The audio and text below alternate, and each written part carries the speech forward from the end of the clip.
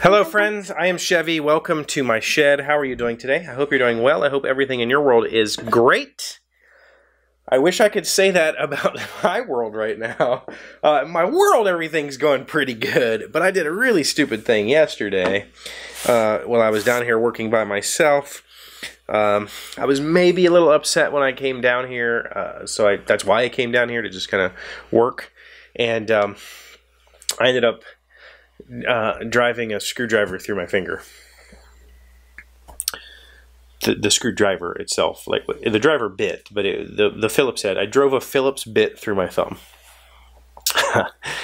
I'm not going to show you the pictures. There are pictures. I did not go to the hospital. I don't really think there's a whole lot they could do unless they wanted to remove my thumbnail and do some surgery. The hole seemed to close up pretty good on its own after I taped it and kind of held pressure and all that stuff. So I think it'll be okay, but it went through my thumbnail.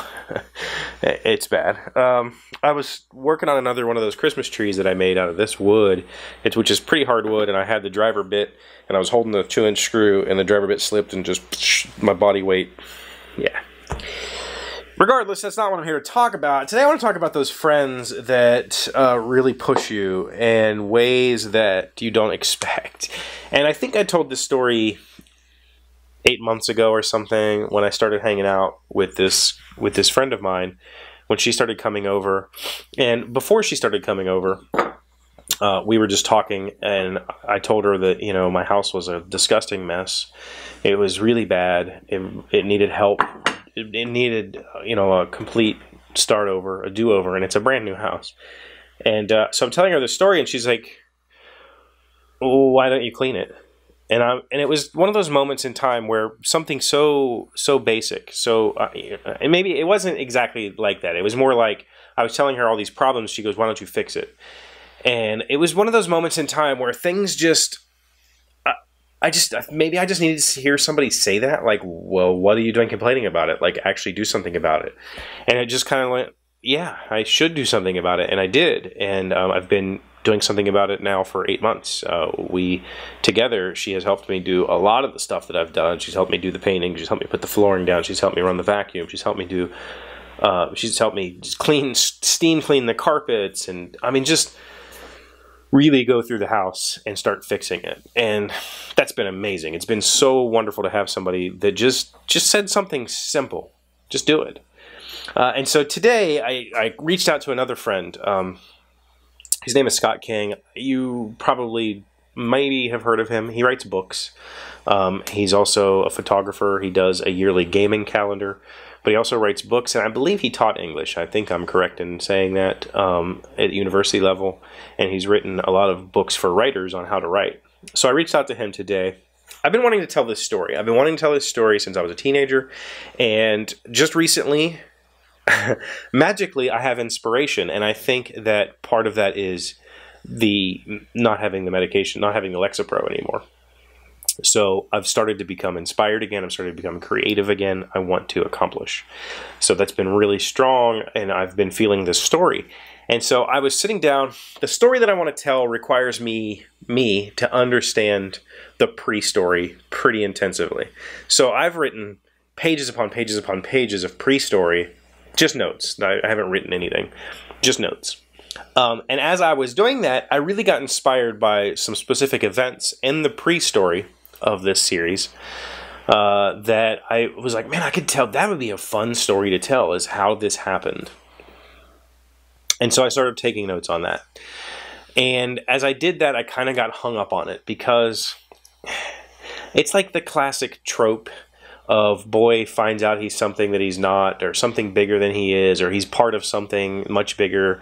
And he goes on this grand adventure to figure out what that is, and you know, the conclusion becomes something.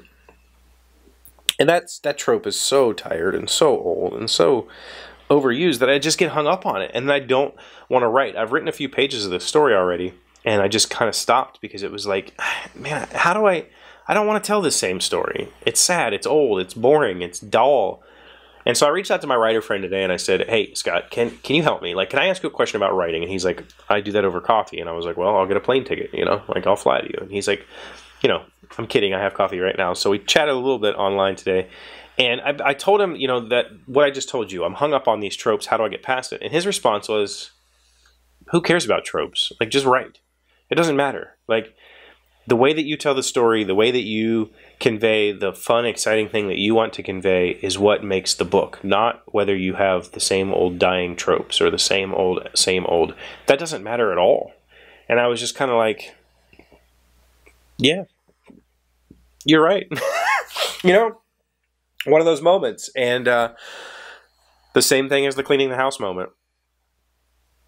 The more I think about it, I think that I'm tired of that trope. Not that the trope is tired, because that is kind of the story that kicks off all stories, is somebody becomes something bigger than themselves. And so why should I shy away from that? That is the story. That's the story that I want to tell, is the story of this person who becomes something bigger than himself, who becomes a part of something that is potentially global or worldly or whatever. And the way that I'm going to tell that story is very different from other things that I've read, and it's a way that I like to tell stories and hear stories. And so it was like, you know, simple advice. The simple advice was, don't, just forget it. Just write it. Who cares? Yeah, you're right. And so inspiration after that was flowing like crazy, and I took a lot of notes today. I have to, this is the kind of story that if I tell it the way that I want to tell it, I don't know that it'll be a book-length story, maybe a novella or something. Or the way that I want to tell it, it's going to require another deep understanding of this person's world before I can start telling it. So we'll see if it ever happens. But I'm really excited to start on it. And Scott's actually, he gave me an assignment. I have to read one of his books and do the lessons and do the final report and turn it into him. So... English professors, what are you going to do? When you reach out to an English professor for help, you get an assignment. It is what it is. But I'm excited to tell the story. I just wanted to tell you that there are people in your life who can inspire you and who can push you to do something that's painfully obvious to everybody else, but maybe you're hung up on it yourself. And you should reach out to those people. Don't be afraid of it. You know, years ago, I would have never talked to these people about my problems or even asked, because I felt like my problem was so insignificant or my problem was so unique, and it's not. Your problems aren't unique, I promise you. There's 1,000 other people going through exactly what you're going through. You are not unique. Sorry. It's how it is. So reach out to those people. They're not going to think less of you because you asked for help. Nobody is. Just get over yourself and do it, and you'll probably find a lot of help in a lot of places you didn't expect it, and might be able to accomplish something bigger. So we'll see.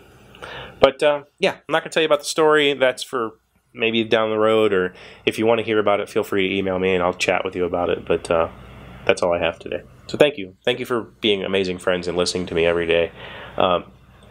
You guys have pushed me quite a bit in the past also, and a lot has happened because of you. So I really appreciate the encouragement to continue doing this. You know, at the end of this week will be the 700th episode. It's pretty special. 700 episodes. I can't believe that. But it's coming. So thank you for being here. Thank you for liking, commenting, subscribing. Thank you for being amazing friends. I'll see you tomorrow. Hey, Doc, wait! I want to ask you something. Today's random fact comes from biology.stackexchange.com. Do male marsupials have a pouch? In most marsupials, only the females have a pouch. However, males of the water opossum and the extinct Tasmanian tiger, or thylacine, also have a pouch. The males of both the thylacine and water opossum used their pouch to keep their genitalia from getting entangled in vegetation. No. No, I'm not. No comment.